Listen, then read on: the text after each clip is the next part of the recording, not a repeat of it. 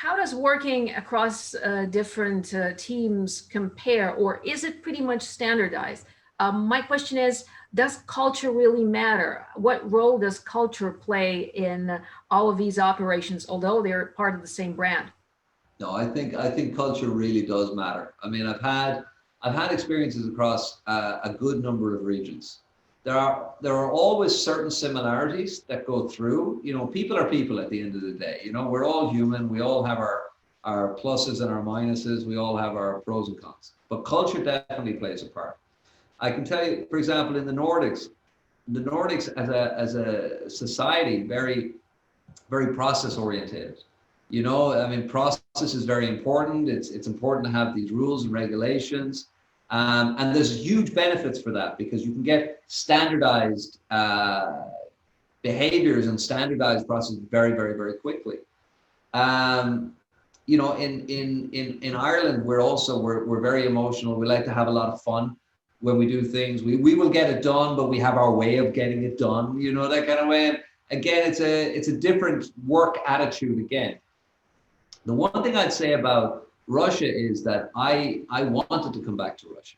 It was something that was in my mind and in my heart that I wanted to come back here because I did enjoy that working culture. I did enjoy the fact that, you know, people wanted to deliver and that people were open to learning something new and that people were open to wanting to deliver more for themselves or the company or whatever. So I think that, you know, whereas the processes, they're important in Russia, the behavior, because culture is more like an attitude towards things as well. It's what you've been built up to believe is important, or you know, through time and through experience. And I think that over here, people are very open to learning new ways of doing things, more open than I found in other countries over the time. More people are hungry for improvement. People are hungry for change. People want to develop. People want to go up through the ranks. People want to deliver careers for themselves, etc. It goes back again to that kind of internal motivation that, you know, people want to do more. Now you're working in Moscow. And tell me, what was it like for you in Sochi? What was it like in Moscow? Because people from the cultural standpoint, I would assume, are different. That to me always comes down to leadership, and it also always comes down to the project. I mean, the Russian people are extremely hardworking.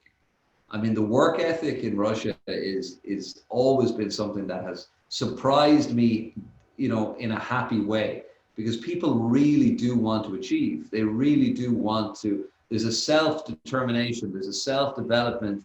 There's something that pushes people to deliver, which is really something I've always loved. I mean, when we did Sochi, you know, I had people, I had a blog at the time because we needed about 500 people to run the resort with us.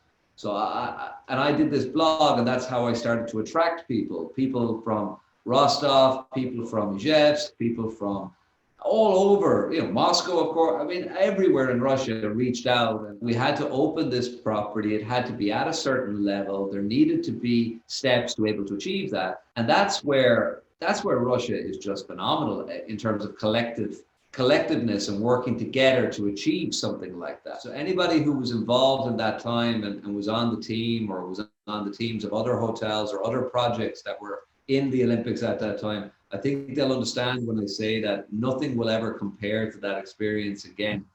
And it's a little bit bittersweet because you'll be forever chasing the dragon. You'll be forever trying to get that buzz, to get that momentum, to get that excitement back with a project. But the scale of that project and the amount of unknowns that were there during that time, and then the realization of it when it actually arrived, and then the Olympics and the post-Olympic boost to the area, all of that was just so fast and so unknown to all of us. And then it became this experience that everybody was part of. And of course, nobody knew what was going to happen afterwards. And now, I guess 7 years later, we can see the success story that it really actually came. There were so many people that didn't believe in it, but there was a lot of us down there that knew something special was happening. Absolutely, absolutely. Plus, I think what also helped Sochi was the 2018 FIFA World Cup. It also attracted Uh, a lot of fans, and in a sense, all these sporting events kind of help to sort of gather momentum for Russia, for yeah. Sochi, and for other places that sprang up on the map all of a sudden. It's so unusual for a country and a culture that is rooted in living for today, and tomorrow's going to be okay, but we need to focus on today. We don't know what will happen tomorrow. There was such a long-term vision. It kind of goes against the whole idea of the mentality of the Russian people and business, that this was such a long-term plan. I mean, from even just from building the venues, and from putting the plans and the infrastructure into place, to having Formula One, having FIFA, understanding that this was going to become a massive domestic destination for Russia. I mean, the planning was just unbelievable. The long-term vision in that project is, it has to be one of the biggest success stories for tourism in Russia, without a shadow of a doubt. The attitude towards time is absolutely fascinating. It's something that I notice traveling across different cultures and working with people from so many different parts of the world, how we see time, how we see ourselves in that, on the timeline of life. What we Yeah. now, what's important, and what is it that we consider less important and we put off till, some other time, some other day. So it's absolutely fascinating. But Russians do not plan for the future. It's just here and now. My wife is Russian, so this is a thing that happens in our house a lot. I'm Irish. I'm worried about when I'm 70 already. I'm thinking like way into the future. My wife is thinking what we're going to have for dinner tonight, or tomorrow. What will we do tomorrow? It's such a different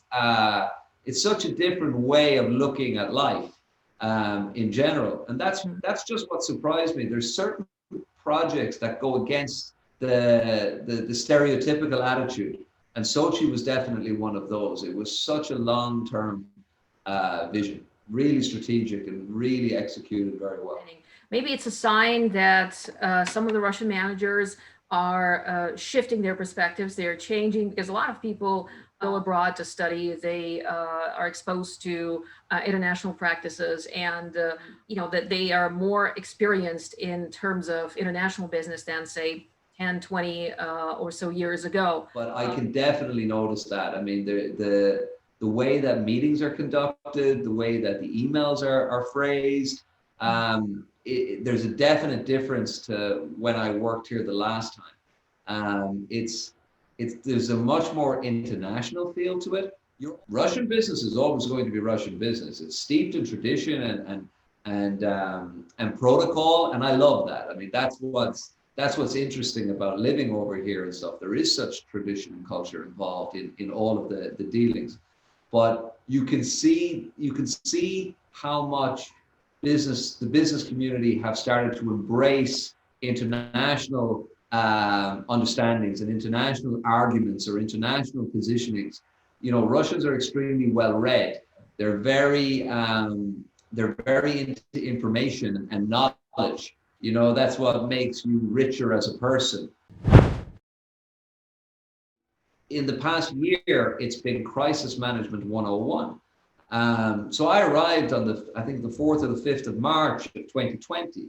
I mean, 1 week later, this was all starting. So with the Olympics and the pressure of this is coming and nobody can help us because the date of the Olympics is here and we can't move that. So that's a pressurized situation. COVID-19 up here in Moscow, there's another pressurized situation.